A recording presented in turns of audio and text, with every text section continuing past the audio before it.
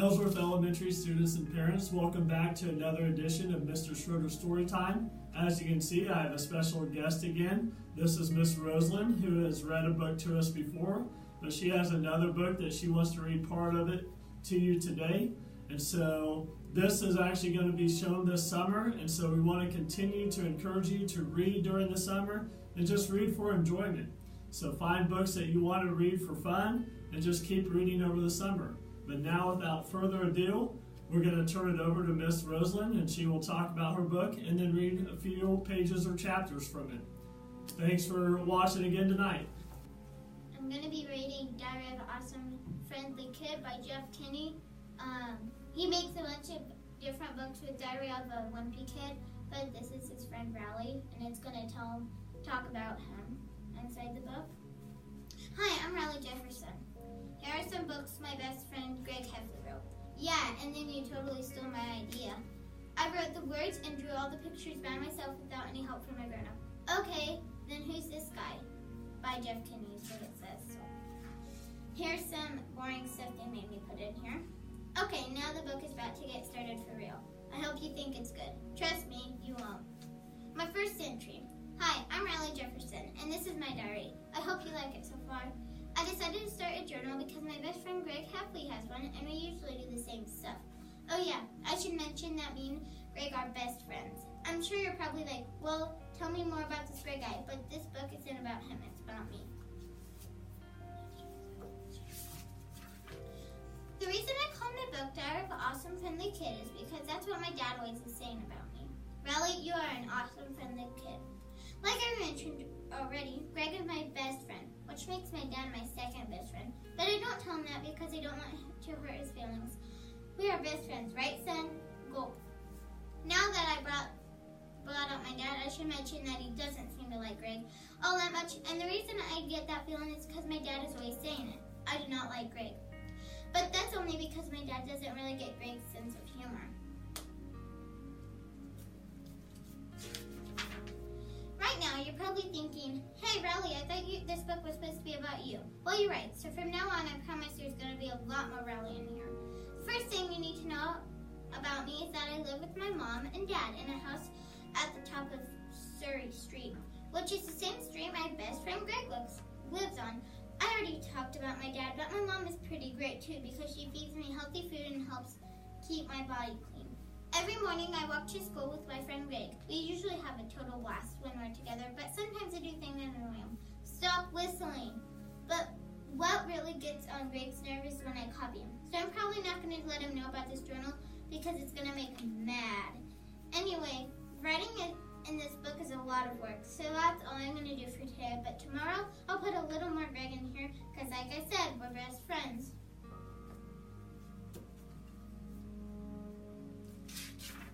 My second entry. Okay, so bad news. Greg found out about my diary.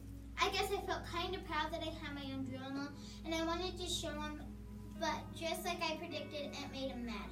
Greg said I totally ripped him off and that he was going to sue me for stealing his idea. I said, well, go ahead and try because you're not the first person to write in a diary. Then Greg said it's a journal and not a diary. Then he whacked me with my own book. I told Greg if he was going to be a jerk, I wouldn't say nice things about him in my journal. Then I showed him what I wrote so far. At first he seemed annoyed because I always forget to draw noses on people. But then he said my book gave him an idea. Greg said that one day he's going to be rich and famous and everyone will want to know his whole life story. And he said I could be the one to write it. I said I thought that's what your journal is for. And he said it's his autobiography. But my book could be his biography. Greg said there are going to be a lot of biographies about him one day, but he'd give me the chance to write the first one. I thought that sounded like a good idea because I'm Greg's best friend and no one knows him better than me. So I'm going to start this book over with a new title, and now the main character is going to be Greg instead of me. But don't worry, I'm still going to be in it a lot too. Diary of Greg Heffley by Greg Heffley's best friend, Riley Jefferson. Early life. Most biographies about presidents and famous people start with a chapter called Early Life. Well, the problem is that I didn't meet Greg until the 4th grade, so I don't know a lot about what happened to him before then. I've seen a few photos hanging on the walls in Greg's house, and from what I tell, he was a regular baby. And if he did anything important when he was little, you can't really tell from the pictures.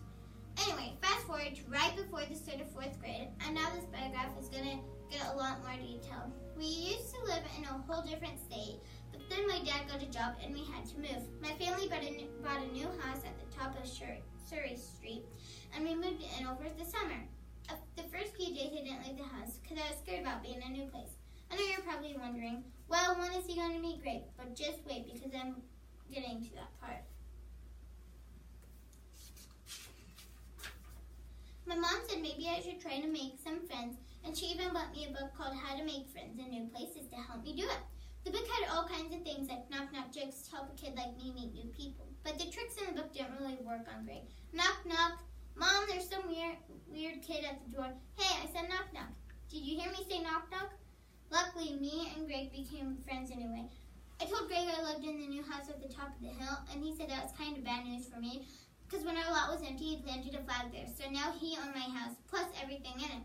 But later on, my dad told me that wasn't true, and then he went to Greg's house to get my bike back. I'm pretty sure that's the first time my dad told me what he thought about Greg. I do not like Greg. But I like Greg a lot. He's always doing hilarious things like making me laugh right after I take a big gulp of milk. Plus, Greg is always playing wacky pranks on me, and they usually make me laugh pretty hard too. Haha, I don't get it. So I'll wait. You can tell why me and Greg had the best friends since 4th grade. I even got us a locket to make it official, but Greg says those things are for girls, and that's why he won't wear his hat. Well, I could probably fill up a whole book with all the zany things me and Greg do, but since this is a biograph, I should probably write some stuff about his family. Greg has a mom and a dad just like I do, but they are pretty regular parents. So I don't have a lot to say about them, but Greg isn't actually only child like me. He's got an older brother named Roderick who has a rap band called Loaded Diaper. Some of their songs have swears in them, so my mom and dad won't let me be at the Heffley's house when Roderick has practice. Greg also has a little brother named Manny, who is only 3. And don't ask me why, but the first time I went to Greg's for a play date, Manny randomly pulled down his pants and showed me his hiney. Now every time I see Manny, he acts like we have this big secret or something, which makes me feel uncomfortable. Shh! Anyway, I guess that wraps up the first chapter of Greg's biograph. And if you're thinking, really, when are we going to get to the exciting parts? Then just wait.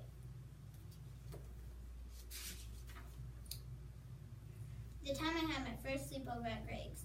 After me and Greg met, we had a few play dates at my house and a few play dates at his house. Oh yeah, I forgot. Greg doesn't like it when I call them play dates, so I will have to change that in the next draft, or else I'm gonna get whacked again. This is Diary of an Awesome Friendly Kid. If you go to Ellsworth Elementary, they have it in the library. And if you're going to 5th grade, they should have it in there because it's a 5th grade book. So thanks for watching. Another awesome job reading a book to you by Miss Roslyn. So I thank her for doing that again. She read a very good book to you that, like she said, you can check out in libraries. And one thing I want to encourage you again is to read over the summer.